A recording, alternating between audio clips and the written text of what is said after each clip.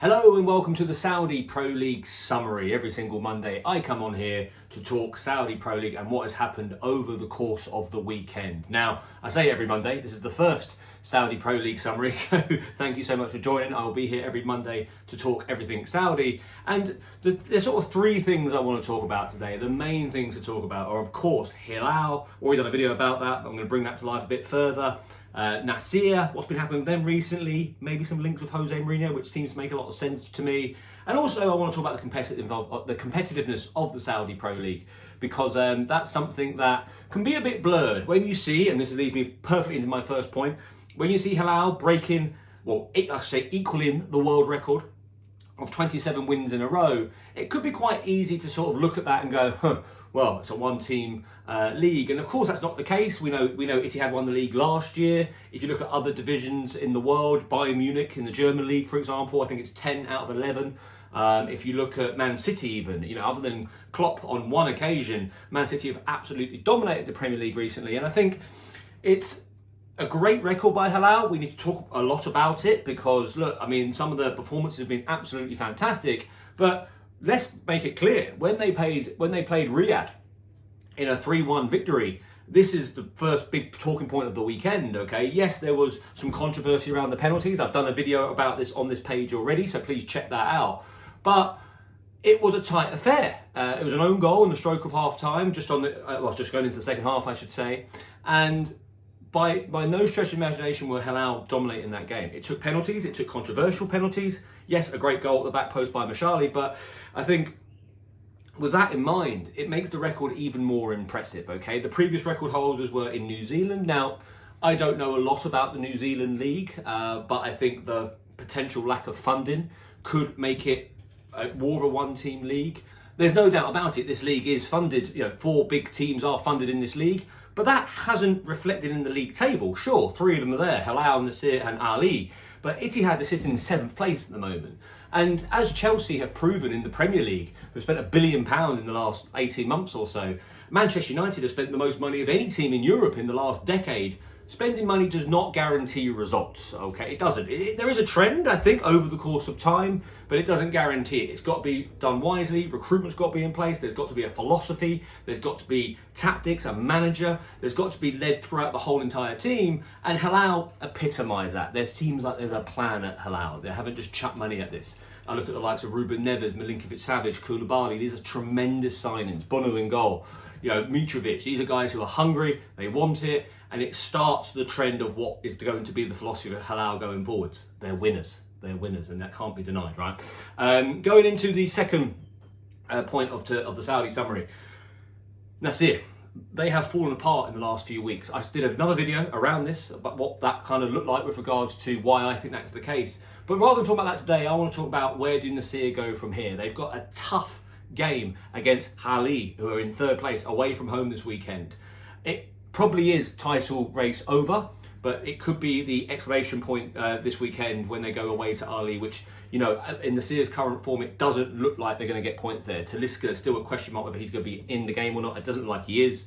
And he has that has impacted Nasir massively. But I've also spoken about the lack of intensity in their build-up play. Louis Castro likes to play possession-based football, and when there's that lack of intensity, they are vulnerable on the counter-attack. And Ali, while not necessarily a counter-attacking team themselves, you can see the likes of Mahrez and St. Maximum really causing them a problem on that counter. But I've digressed. Nasir, what is the future life for Nasir? Well, I think there has been an element of maybe a little bit less of a philosophy put in place in Nasir. No doubt world-class footballers, Ronaldo, Mane, but they haven't really built the defence. They've just brought Laporte in. Alex Telles is an okay left-back. I think Sultan Al Ghanar's been great at right back, but the role next to Laporte's never really been filled. Their midfield, Brozovic is a good signing, but letting Fofana go in January seems like a strange move now. The form's definitely dipped with him. He was like the engine room in there, if you like. And Mane and Ronaldo, look, can they play in the same team? Of course they can. But can they win titles together? I don't know. Because this is not the Mane that we had at Liverpool. This is not the intense pressing Mane. You would like to think that will come. But there is an element of maybe just settling for a year in a new country. Could be the case with Mane, but you can't doubt his quality. But again, Nasir maybe less of a philosophy in place with the spending they've had compared to Hilal. Jose Mourinho, could he be the man to create that philosophy? I mentioned Hilal's philosophy is winning. Well, Jose Mourinho is a proven winner. He comes into clubs for a short period of time, makes changes. He will have the funding to make the changes. He likes money to spend, to put his personality into a group. Nasir will do that. I can see Laporte working well under Mourinho. Ronaldo has already worked under Mourinho. That could be the move, I think, for Nasir. That is complete speculation. There's no real evidence to show other than the fact that Mourinho's been in Saudi Arabia all weekend. But you get the vibe that maybe, as he is out of work at the moment, it's not a coincidence that he seems to be hanging around the Saudi Arabia area, so to speak. That'll be the right move for Nasir. I can really see that being a match made in heaven. And you can see straight away, we're talking like, what is it now? It's a 7-point gap between the two.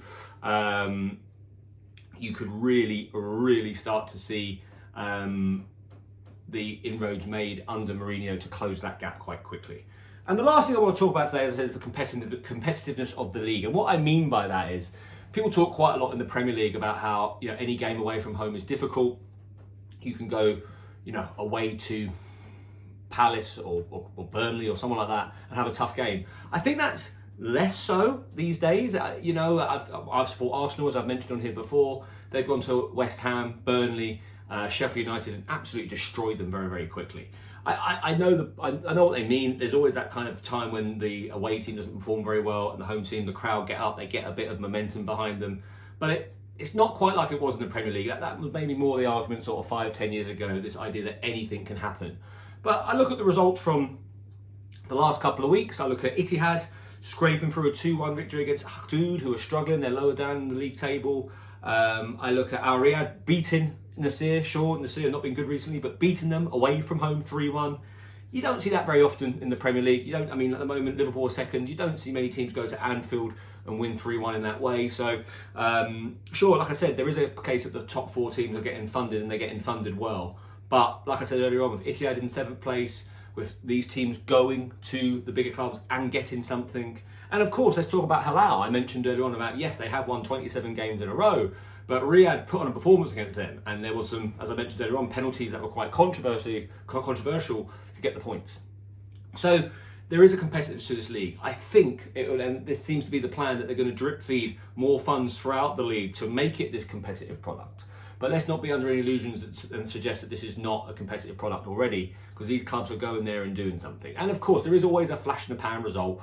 There's always a time when the team doesn't play well and the other team does. There's an element of luck sometimes in football. But there's cases already coming across that these teams are figuring out a way to get the better of these bigger clubs. And that's partly down to their own, their own endeavour, but also partly down to, is the right philosophy being built with the money that the Saudi clubs have, the top 4 PIF funded clubs have. And that is a whole different ballgame. That's not just about keep buying players until it works. Like I said earlier on, with Chelsea, Man United, it's proven that doesn't always work in football.